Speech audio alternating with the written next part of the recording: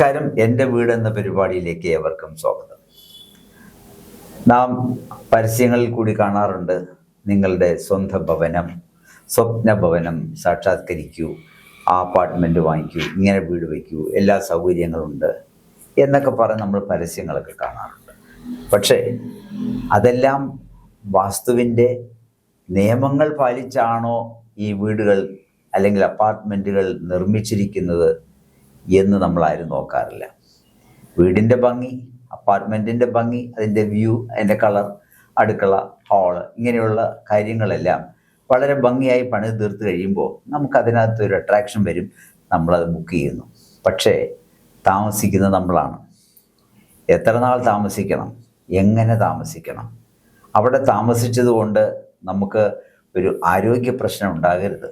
നമുക്ക് നമ്മുടെ ജീവിതം മുന്നോട്ട് കൊണ്ടുപോകാനുള്ള സമ്പത്ത് വരണം, കുട്ടികളുണ്ടാകണം, നമ്മുടെ മക്കൾ പഠിക്കണം, ഇങ്ങനെയുള്ള പല കാര്യങ്ങളും ഈ വാസ്തുവുമായി കണക്ട് ചെയ്തിരിക്കുകയാണ്. അപ്പോൾ ഒരു അപ്പാർട്ട്മെൻറ്റ് വാങ്ങിച്ചിരുന്നാലും ഒരു വീട് വാങ്ങിച്ചിരുന്നാലും ഒരു സാധാരണക്കാരൻ എന്ന നിലയിൽ നാം മനസ്സിലാക്കി വെക്കേണ്ട കുറേ കാര്യങ്ങളുണ്ട്. അതാണ് എൻ്റെ വീട് എന്ന പരിപാടിയിൽ കൂടി ഞാൻ നിങ്ങൾക്ക് പറഞ്ഞു തരാൻ പോകുന്നത്.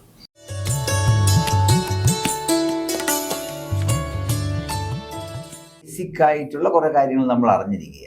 ബാക്കിയുള്ള കാര്യങ്ങളിൽ തന്നെ ആരെങ്കിലും വളരെ കോംപ്ലിക്കേറ്റഡ് ആണെങ്കിൽ ഒരു വാസ്തുവിദഗ്ധനെ കൊണ്ട് കാണിക്കാം.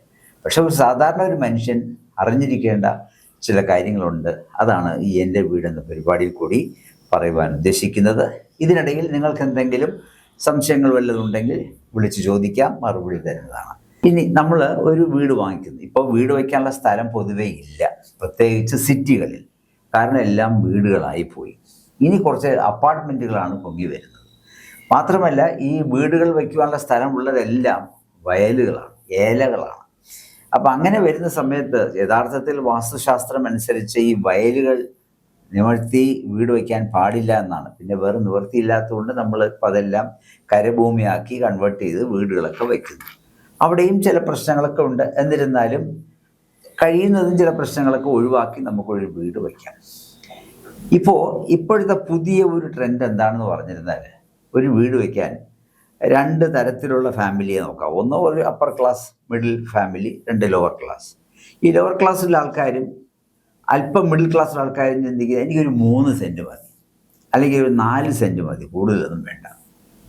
ഈ 4 സെൻറ്റിലും 3 സെൻറ്റിലും വാസ്തു അനുസരിച്ച് വീട് വയ്ക്കാമോ എന്ന് പലരും ചോദിക്കുന്നുണ്ട്.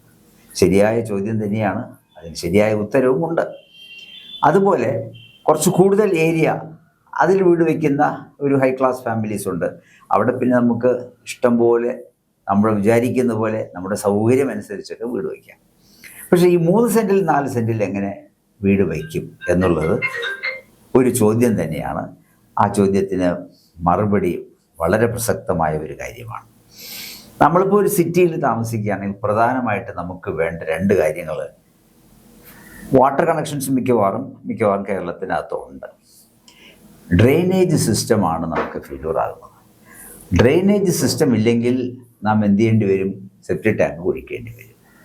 അപ്പോൾ സെപ്റ്റിക് ടാങ്ക് ഒരു ഭൂമിയിൽ, നമ്മുടെ വീട് വയ്ക്കാൻ പോകുന്ന ഒരു പ്ലോട്ടിൽ, അത് കൃത്യമായ സ്ഥലത്ത് മാർക്ക് ചെയ്തതിന് ശേഷം മാത്രമേ പ്ലാൻ വരയ്ക്കാവൂ.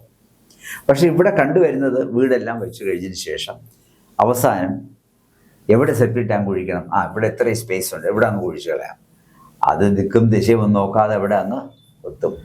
അപ്പോൾ അതുകൊണ്ട് ഞാൻ പറഞ്ഞു വരുന്നത്, ഇങ്ങനെ 3 സെൻറ്റും 4 സെൻറ്റും വീട് വയ്ക്കാൻ ഉദ്ദേശിക്കുന്നുവെങ്കിൽ 2 കാര്യങ്ങൾക്ക് പ്രാധാന്യം കൊടുക്കണം.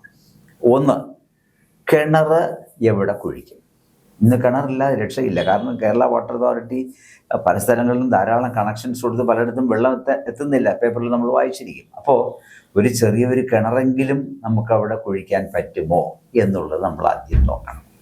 രണ്ടാമത്തേത് സെപ്റ്റിക് ടാങ്ക്.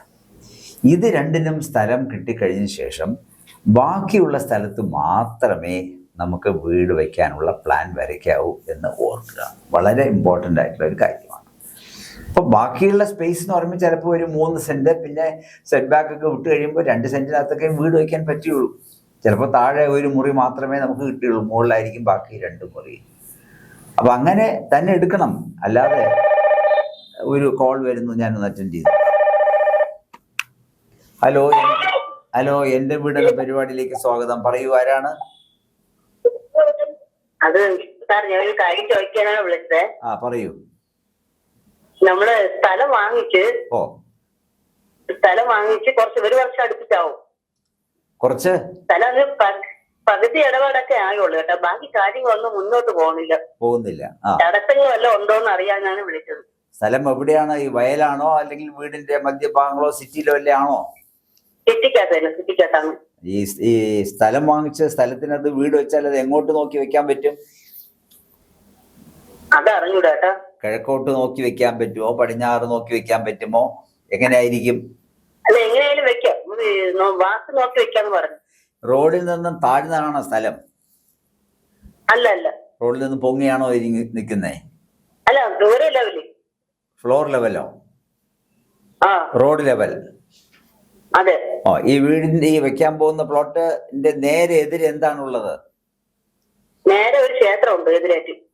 ക്ഷേത്രമുണ്ട്. പിറകിലോ? ഫ്രണ്ടില്. അല്ല, പിറകിൽ എന്താണുള്ളത്?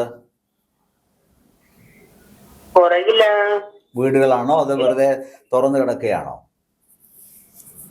അടുത്തടുത്ത് വീടുകളുണ്ട്. അടുത്തടുത്ത് വീടുകൾ. ഈ ക്ഷേത്രം എന്ത് ക്ഷേത്രമാണ്? അത് ഭദ്രകാളി ക്ഷേത്രം. ഭദ്രകാളി ക്ഷേത്രത്തിൽ. അപ്പൊ നിങ്ങളുടെ വീട്ടില് വീട് വെക്കാൻ പോകുന്ന സ്ഥലത്ത് നിന്ന് നോക്കുമ്പോ നേരെ കാണുന്ന ഭദ്രകാളി ക്ഷേത്രമാണോ? അല്ല. എത്ര ദൂരം മാറിയിരിക്കും? ഒരു 5 മിനിറ്റ് നടക്കണം. 5 മിനിറ്റ് നടക്കണം. അവിടെ നിന്നാ നേരെ ക്ഷേത്രത്തിന്റെ ശ്രീകോവിലൊന്നും കാണാൻ പറ്റില്ലല്ലോ. ഇല്ല, അങ്ങനെയൊന്നും കാണാൻ പറ്റില്ല. ശരി. എങ്കിൽ പിന്നെ നമുക്ക് വീട് വെക്കാം. ഇത് ആരുടെ പേരിലെ സ്ഥലം വാങ്ങിച്ചിരിക്കുന്നേ? പകുതി. അല്ല സാർ, അത് നമ്മള് കുറച്ച് പൈസ കൊടുത്ത് ഇടപാട് ചെയ്തേ ഉള്ളൂ, വാങ്ങിയില്ല. അതെ. ആവണില്ല. ആരുടെ പേരിലാണ്? എന്റെ തന്നെ. നിങ്ങളുടെ നക്ഷത്രം എന്താണ്? ഉത്രം. എത്ര വയസ്സായി? 40 വയസ്സായി. നിങ്ങളുടെ സമയം കുഴപ്പമൊന്നുമില്ല. 2027 മുമ്പൊക്കെ വീട് വാങ്ങിക്കാം കേട്ടോ. നിങ്ങളുടെ ആ ക്ഷേത്രത്തിലെ ഒരു 11 രൂപ കൊണ്ടുപോയി കാര്യം പറഞ്ഞ് പ്രാർത്ഥിച്ച് കാണിക്കയിടൂ.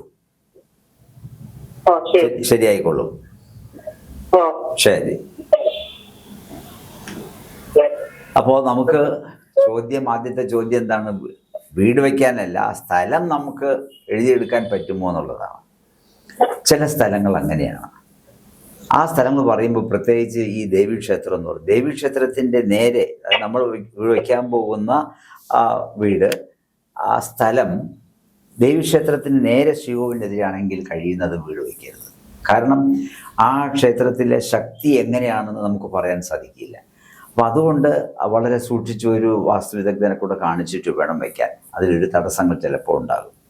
രണ്ടാമത്തത്, ഈ വീടിൻ്റെ 4 വശവും നമ്മളൊന്ന് ചെക്ക് ചെയ്യണം. ഇപ്പോൾ ഒരു വശം നമ്മൾ ക്ഷേത്രമാണെന്ന് പറഞ്ഞു, പിറകിലും മുന്നിലും വശങ്ങളിലുമൊക്കെ വീടുകളാണോ ഇരിക്കുന്നത്, അല്ലെങ്കിൽ പറമ്പാണോ ഇരിക്കുന്നത്, അല്ലെങ്കിൽ താഴ്ന്ന ഭൂമിയാണോ, അങ്ങനെയുള്ളത് നമ്മൾ പ്രത്യേകിച്ച് നോക്കണം.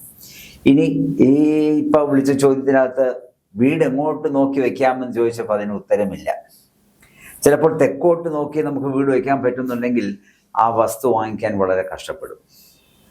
കാരണം ക്ഷേത്രം ഇരിക്കുന്നു. കാരണം ക്ഷേത്രം വടക്കോട്ട് നോക്കിയായിരിക്കും ആ ക്ഷേത്രം ഇരിക്കുക. അപ്പം നമ്മൾ തെക്കോട്ട് നോക്കി വീട് വയ്ക്കാൻ പറ്റുകയുള്ളൂ.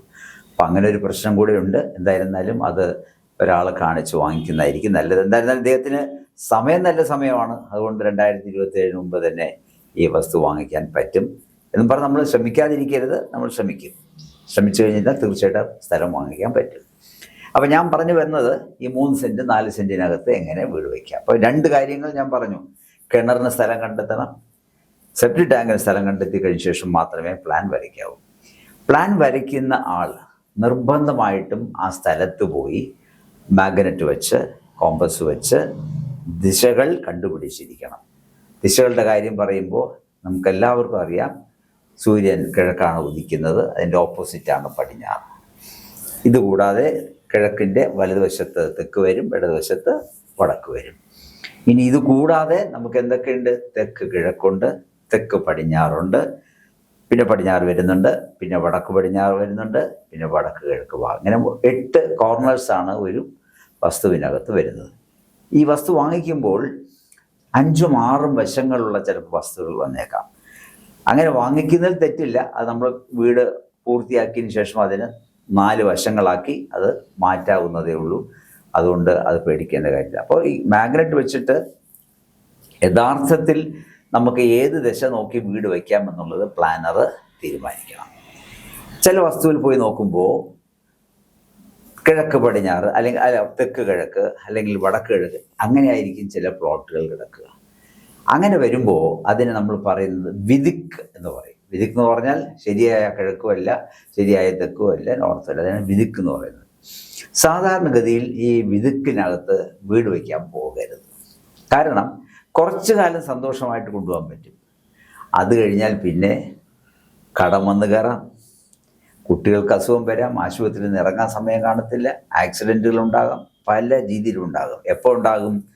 ആ വീട്ടിനകത്തുള്ള അംഗങ്ങളുടെ സമയദോഷം വരുന്ന സമയത്താണ് ഇതൊക്കെ തിരിച്ചടിക്കുന്നത്. അപ്പം അതിൻ്റെ കാഠിന്യം കുറയ്ക്കാൻ വേണ്ടിയാണ് ഞാൻ നേരത്തെ പറയുന്നത്, വിദിക്കിനകത്ത് ദയവായി ഒരു വീടും വയ്ക്കരുത്. അങ്ങനെ വയ്ക്കാം, വീട് തിരിച്ച് യഥാർത്ഥ കിഴക്ക്, യഥാർത്ഥ വടക്ക്, യഥാർത്ഥ പടിഞ്ഞാറ് നോക്കി വയ്ക്കാം. പക്ഷേ 3 സെൻറ്റ് 4 സെൻറ്റിനകത്തും വീട് തിരിച്ചൊന്നും വയ്ക്കാൻ പറ്റുകയില്ല.